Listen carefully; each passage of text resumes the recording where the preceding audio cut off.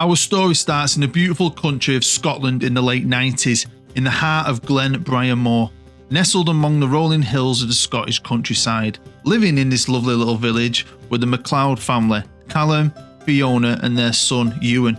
They shared a humble but contented life, full of love, and despite their financial struggles sometimes, they found joy in their tight-knit family and their passion for football. Callum, a hard-working engineer at the local biscuit factory, often spent evenings honing Ewan's footballing skills in the local field, often telling his son that one day he knew he would watch him play for Scotland in a World Cup.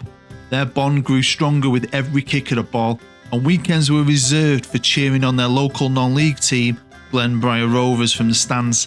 And every Sunday the family would go to their local church, where there was a real sense of community. Life really was good for the MacLeods. But fate dealt the family a cruel blow when the biscuit factory closed its doors and moved its operations abroad, leaving Callum jobless. Devastated, he turned to alcohol and he started to spend more and more time drowning his sorrows every evening in the local pub. And within a year, he had made himself so ill that after a month in hospital, Callum sadly passed away, leaving Fiona to shoulder the responsibilities of bringing up and supporting their young son alone. With a heavy heart, Fiona had to take a full-time job working in the village betting shop, bringing Ewan along after school every evening as she could not leave him home alone. She also had to sell the family home and move herself and Ewan into a small flat in town. Little did she know that this environment and the endless nights sat in the betting shop would shape Ewan's future in unexpected and tragic ways. As Ewan grew into his teenage years, his talent on the football pitch had caught the eye of scouts from the mighty Celtic FC. However, consumed by the desire to lift him and his mother out of poverty, Ewan resorted to a risky bet during a match, jeopardising his future in football for a quick cash payout. Not knowing Celtic had come to watch him play for his local team, Ewan had devised a get-rich-quick idea. He had been saving all year round and he'd placed a bet on himself to get a yellow card in the 37th minute of the match. All he had to do was tackle someone at the right time and he would receive a lovely big payout. The gamble paid off momentarily as Ewan's performance earned him praise from the scouts and a potential contract from Celtic. He even managed to get booked in the 37th minute, meaning he could be receiving a nice little chunk of cash, but the consequences soon caught up with him. After the game, he was approached by the scouts who were really impressed with him, and they offered him a contract on the spot. Unfortunately though, the next day the Gambling Commission had uncovered his scheme, shattering his dreams of playing professionally and banning him from football for 8 years. Not only did Ewan not receive a payout, Celtic instantly withdrew their offer and Ewan's football dreams were over. With his life in a shambles, Ewan spiralled into a cycle of job instability and gambling addiction. With no future and no hope, and after a big loss in the bookies, Ewan decided to visit his father's grave. He wondered what his life would have been like if his dad was still here with him. As he walked home down the country lane with a tear in his eye, he looked up and saw a glimmer of light shining through the clouds, a beacon of hope, reminiscent of his father's love. He felt it was a message from his dad, not just a message of love, but also a message to say, don't follow in my past, son. You can do better. He knew he had to change from that day onwards. Ewan joined a gambling anonymous group the next day and he started to see a counsellor on a regular basis. This was the beginning of Ewan's redemption journey. Through counselling and determination, he not only overcame his addiction to gambling but dedicated himself to helping others in similar struggles. He formed his own charity, helping people in the community with their own addictions, and with government funding was able to not only make a living from his charity, but he was able to finally make his mother proud of him again. Ewan's transformation over the years didn't go unnoticed. His efforts to raise funds for charity and revive the spirit of Glenbriar Moor earned him respect and admiration from the community. He would organise charity fund runs and local fairs, all to raise money and awareness. With the money he had saved over the years, he reclaimed his family's cottage and he found solace in playing football for his local pub team. But fate had one more twist in store for Ewan. A charity match organised by Glenbriar Rovers in association with Ewan's charity caught the attention of Terry Taylor, a scout from Keith FC. Keith FC had recently been promoted, but they had no money, and Terry was desperate for talent to help the club, talent that was cheap, so he was looking anywhere he could to find players. Impressed by Ewan's superb skills and resilience in the game, Terry saw potential in the now 30-year-old player to bolster his team's ranks. He also knew he would be getting a quality player for nothing. Now, despite doubts about his age and his lost years by some people in football, Ewan seized the opportunity. He knew that with everything he had done to redeem himself, some people would still look down on him due to what he had done so many years ago. But nothing would stop him from having one last shot at playing football professionally. So he happily signed with Keith FC and he embarked on a new chapter in his football career, proving that it's never too late to chase a dream. As Ewan stepped onto the pitch for the first time, he felt a sense of pride and purpose, knowing that his father was watching him from above and his mother from the stands. And with every pass and every goal, he honoured his family's legacy and he embraced the second chance life had granted him. Though the road ahead would be uncertain, Ewan would face it with courage and conviction, proving that from the depths of despair, one can rise to become a beacon of hope for others and a testament to the power of redemption. Now, with time not on his side, can Ewan make a success of what time he does have left? Could he ever reach the top? Could he ever reach his ultimate goal? To play for Scotland in a World Cup, just like his dad had dreamed of for him many years ago? Well, we will find out in the story of Zero to Hero. Hello, I'm Bood and welcome to another story video on my channel. As always, thanks for joining me. Make sure you do the good stuff, hit the thumbs up, get involved in the comments, subscribe if you're new and hit that bell and you'll never miss anything I do, like the story of Ewan McLeod. Now, if you're new to my channel, I've done stories for years. I've just done one recently called Forged in Deception. Go and check that out. Also, I've been doing a few match day vlogs, and my recent one at Droylsden FC, you might have never heard of him. I swear to God, check it out. It's the best one yet.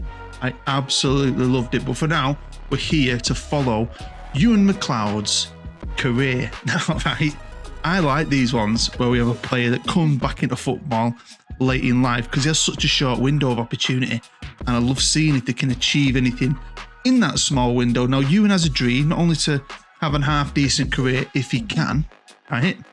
He wants to play for Scotland, especially Scotland at a World Cup, but can he do that on his own? Could he help them as an Oldham player get to one? Well, we'll find out later. But we're here, we're in Scotland, and we're with the club I love, Keith FC. Now, for the purpose of the story, I did promote him to the Kinch League 2 because it's Keith FC. I wanted to do something involving Keith for ages, ever since I came across him. So I've promoted Keith, and Ewan McLeod will be starting his career right here with the best named club in the world, who are going to need some McLeod power because, you know, the favourites to go down. They're not in a great spot. I mean, he is in the Dream Team 11, but will he be enough to keep him in the league? Well, here he is, good old Ewan McLeod. He's 30 years old and he's finally embarking on a professional career. Now, he's a great player. He was always a great player. If he hadn't have made a mistake as a young player, he'd probably gone on to Celtic, gone on to bigger and better things, and had a fantastically long career, but he didn't. But he's here. He's got his second chance at Keith. Keith, honestly. Oh, I love it. I absolutely love Keith FC. I wish I could do a series with him, but I don't think anyone would watch it. But anyway, here we are. He's a decent player, like I said, good all-round player. He's not a world-class player.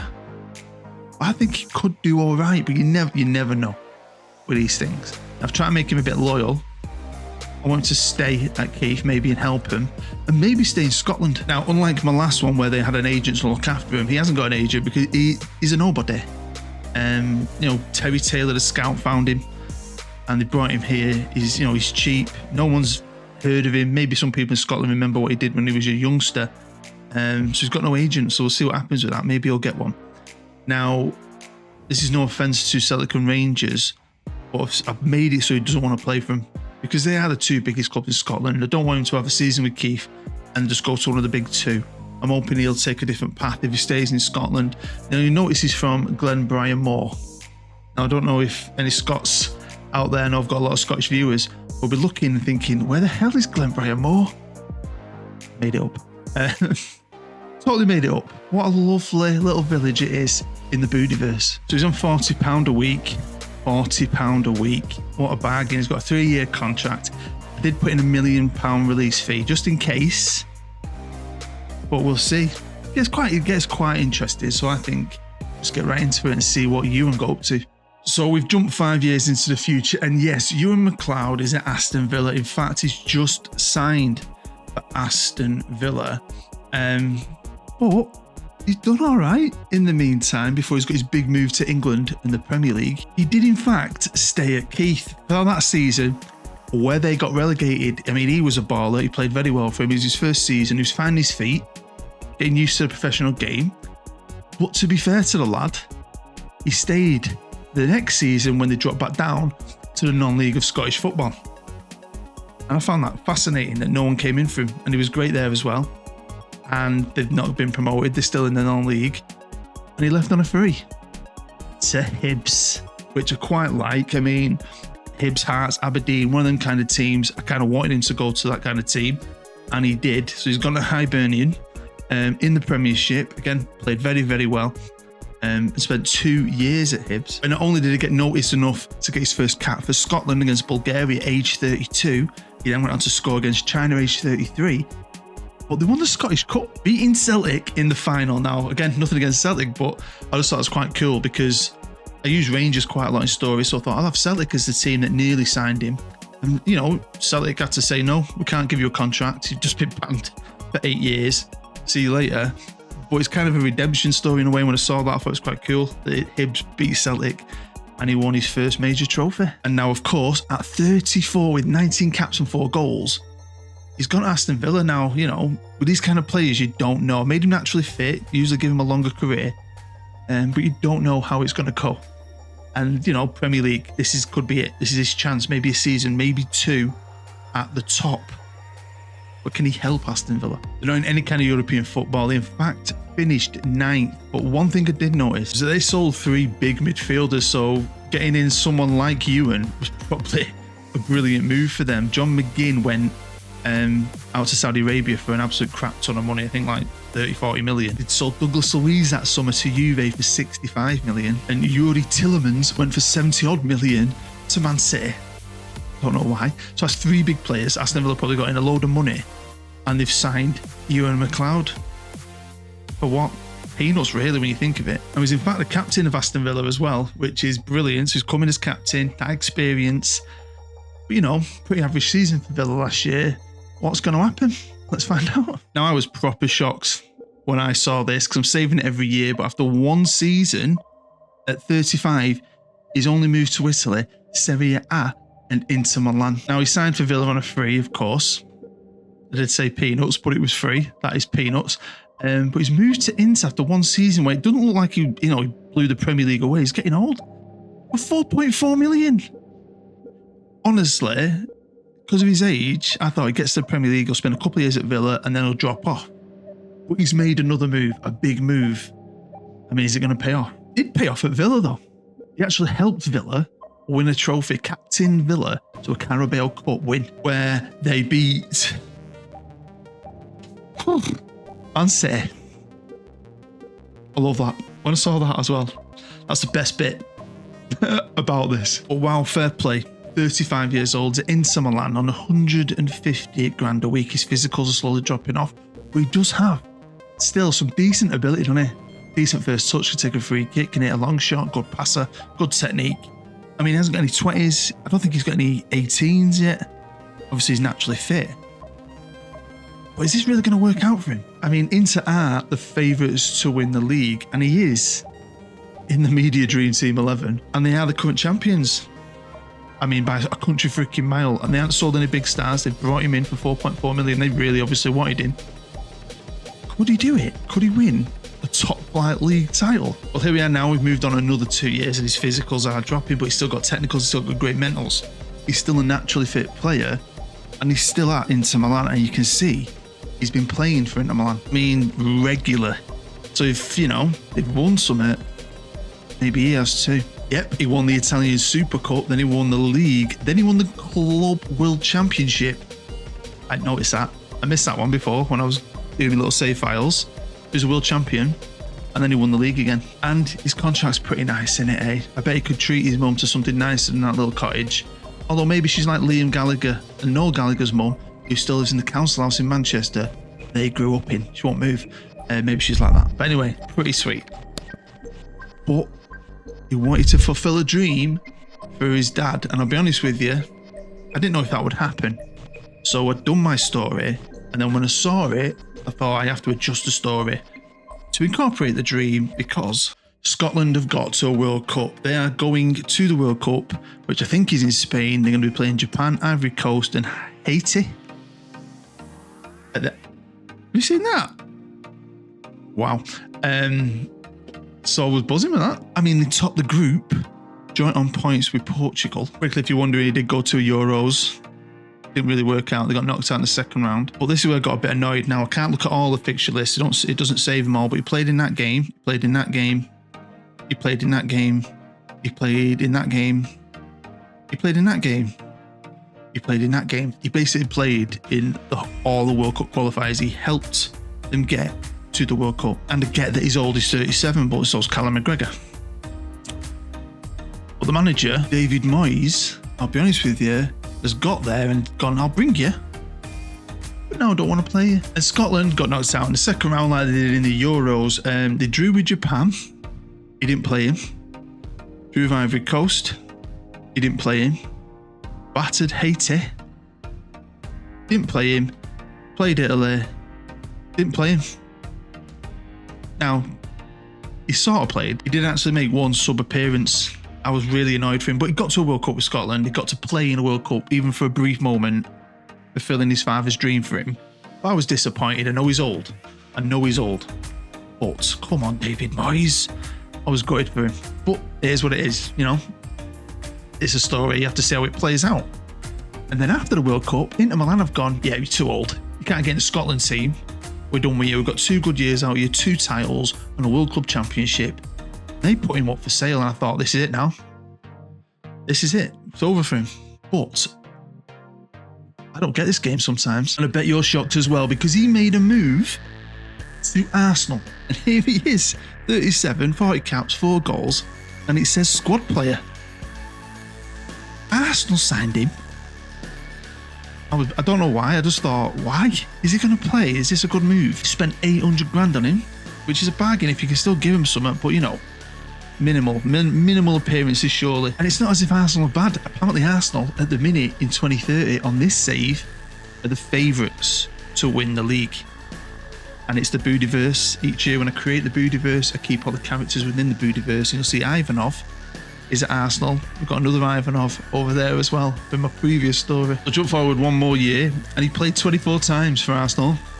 24 times. He's 38 years old. I'm thinking, when's retirement coming? He's retired. He retired from international football after the World Cup, and I don't blame him. David Moyes is a...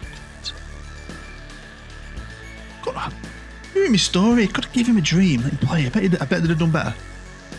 That's what I'm saying.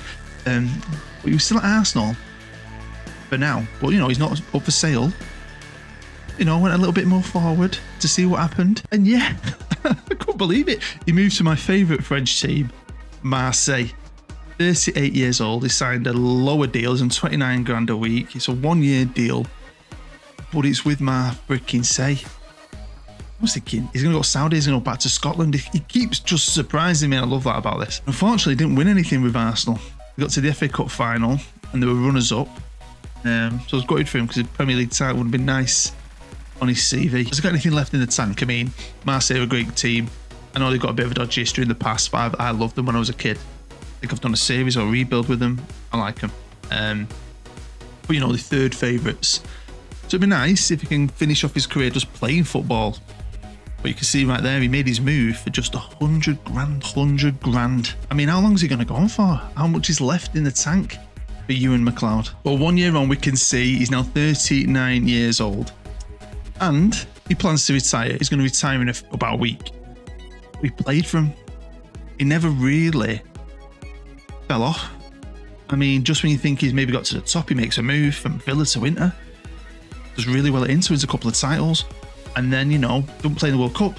Gets binned by Inter, goes to Arsenal. Actually plays quite a lot for him. And then goes to Marseille and plays a lot for them. And actually contributes I mean, look at his goals. 11 goals. He didn't manage to win anything with Marseille, but not a bad way to go out. 11 goals. That's his best goals in a season ever. In his last ever season. I mean, it's a short career, isn't it? Was it 1, 2, 3, 4, 5, 6, 7, 8, 9 seasons when he started at 30? And I love this about doing these videos because you never know what's going to happen. And I'm really happy that he had that much variety. I love it. And I love the fact that he never took an agent on. He did it all himself. Proper old school. Don't need no agent. Forget that. He's managed to learn a bit of Italian, a bit of French as well. Fair play. Now, these are all his milestones. I've been showing you things he might have won, but he did do really well. He got in quite a few Team of the Weeks, Team of the Years, seasonal, best 11s. I think he won Goal of the Month once, which is pretty cool. I mean, look, I'm sure he won Goal of the Month, you know. Yeah, absolutely buzzing for him. Look at that, named in UEFA Europa Conference League Squad of the Season. I mean, feel free to pause it and have a good look. Inducted into Scotland's overall best 11. Fair play. But yeah, really, really buzzing. They had a really tidy, decent career. It's kind of not over. Because when he does retire, he wants to be a manager apparently. Now, he's not very good. And usually with these things, that's it. A couple of seasons, nothing happens. And a lot of the time with these kind of things, when they get to this age, because it's so crap, they don't go on. Now, I'm not saying it's going to be great, but there is a little bit of story left in this because he does get a job as the assistant manager at Queen's Park, who are in fact a Premiership team in Scotland, which I absolutely love that. I think that's brilliant. So I wanted to see if he did anything. Could he become a manager himself? So I went forward a little bit more. So I've only gone forward a few years here, but I did in fact go about 15 years into the future. But he never leaves. He just stays the assistant manager of Queen's Park. And I could have gone on and on and on and on, but I ran out of time. So I just thought we'd jump in here because you can see he was caretaker manager. They've just brought in Michael Carrick, the ex-Man United legend. So it's Carrick and McLeod. What a combination. So brilliant.